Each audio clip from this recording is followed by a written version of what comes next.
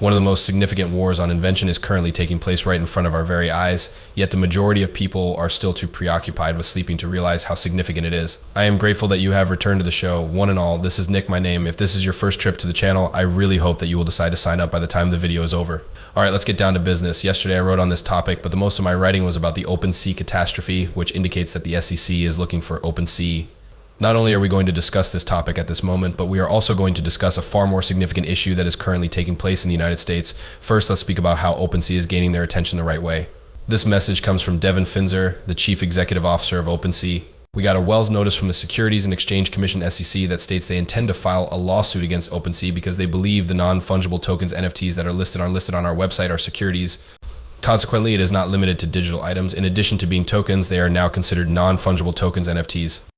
We are astonished that the Securities and Exchange Commission would target creators and artists in such a comprehensive manner, but we are prepared to fight back. Without a shadow of a question, the Securities and Exchange Commission has been pursuing cryptocurrency for a considerable amount of time. Coinbase, Uniswap, Robinhood app, Krakenfex, and Consensus are just some of the companies that have been fighting against the SEC's one-track strategy of regulation by enforcement. If Anderson were to make a remark on this page, for example, he could say something like, "Hey, you left out Ripple," which wasn't a surprise, but you left out the company that had, and I would be thrilled. To begin, the key crypto fight is not really powerful. Hope you enjoy yourself. It also lacks strength. Ripple is certainly one of the few firms in this field to have truly put up as much money as they did in legal expenses, fought the SEC for the longest time, and now everything points to them winning. I don't understand why they weren't included in this, especially considering that they are likely one of the only companies in this space. Ripple is being excluded for some reason that I do not understand, but whatever.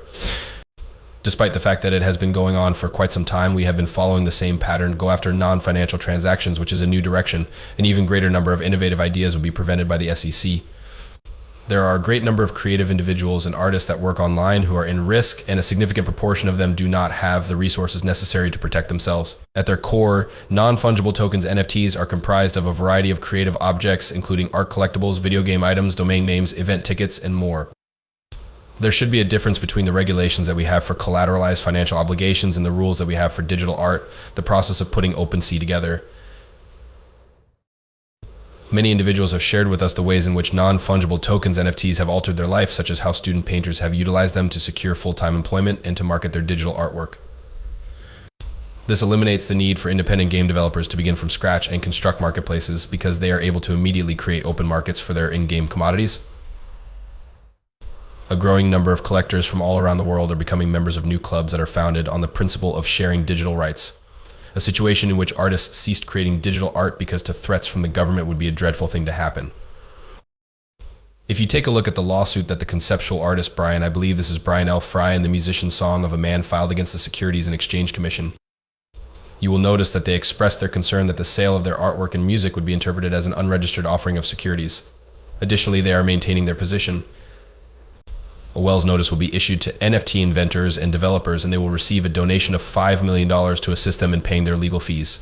Any and all creators, regardless of their size, are included in this provision. If people want to come up with fresh ideas, they shouldn't be frightened to do so. I have high hopes that the Securities and Exchange Commission will swiftly comprehend this and will be eager to investigate it. Up to that point, we are going to take a position and fight for our company. In the past, I have stated this numerous times. It is not a problem with the SEC. The SEC is not the only issue. On top of that, however, Stuart Adirati, the chief legal officer of Ripple, disclosed the following fascinating fact. Even if businesses were selling to individuals who were interested in investing, art shops were exempt from the Securities and Exchange Commission's requirement to register with them in 1976. However, if we take a look at the history, we can see that the SEC is contradicting itself in a number of different ways. In spite of the fact that we are examining the Howey test, everything that they have been stating about cryptocurrency for a considerable amount of time constitutes gibberish and contradicts what they have been saying. It's not funny at all. But let me reiterate. The situation is not yet over. She is one of the most hilarious people in the Southeastern Conference, so let's go talk to Hester Pierce. It's true that everyone is eager to support Hester Pierce, but what do you think? Her behavior is on par with that of Gary Gensler. The new Governor Commissioner of the Securities and Exchange Commission, Eleanor Tourette, writes this. On the subject of cryptocurrency, Hester Pierce asserts that she bears some responsibility for the manner in which the Commission has interpreted the Howey test. There's a lot of wisdom in this quote. At least in part, I am to fault for that. There is something that I could have done better to assist in making the law more understandable. This should serve as a lesson for other forms of authority. A significant amount of work needs to be done at the SEC as well as in the space. There have been numerous occasions on which I have listened to Hester Pierce speak, and each time she has discussed something that she could have done better but did not. That is something that I ought to have done but I didn't, or that is something that I could have done but I didn't, or that is something that I could have done but I didn't. This highlights the fact that she is not a good person. A better analogy would be good cop, bad cop. The two of them are employed by the same company. They are not superior to one another in any way. When it comes to humor, the SEC has reached its limit at this time, but as I've repeatedly mentioned, this is not a problem with the SEC. Gary Gensler, Jay Clayton, and William Hinman are a few examples of these individuals. Apparently, these individuals were under the control of another individual. There is one thing that is occurring. This is not the fault of the SEC. The United States government is to blame. Once more, power is the most important factor. Everything revolves around gaining and losing power. When it comes to that, they want to be in command. Johnny Dean is the one who will provide us with information regarding the situation that is occurring over here. It is well knowledge that Gary Gensler is not the person who is leading the charge against cryptocurrency. A look at this is in order. By the way, the actual name is Elizabeth Warren. To combat crypto, she has organized a military force. Nevertheless, what does it support? The large lenders benefit from this. To be of assistance to the lenders is the primary goal. Don't overlook that fact. An important group of folks can be found over here. It is abundantly evident that the SEC governor is abusing his office by making extensive use of regulations in this situation. Our regulatory system suffers from a loss of confidence and transparency as a result of this. This harsh manner causes a great number of individuals to feel uneasy, and it has the potential to halt the developments that are driving digital innovation in the United States. In order to clarify things, the Securities and Exchange Commission ought to collaborate with Congress. The only way we will be able to create rules for Web3 that are fair is if everyone works together and is willing to share their thoughts. After that, we will be able to develop regulations that safeguard customers and foster digital innovation rather than suffocating it with restrictions. The fact that Congress has not taken any action is another thing that is wrong. The members of Congress want to reprimand Gary Gensler as if he were a child and declare that the Securities and Exchange Commission CC has failed, but they do not want to take any action to assist the SEC or to take action against it.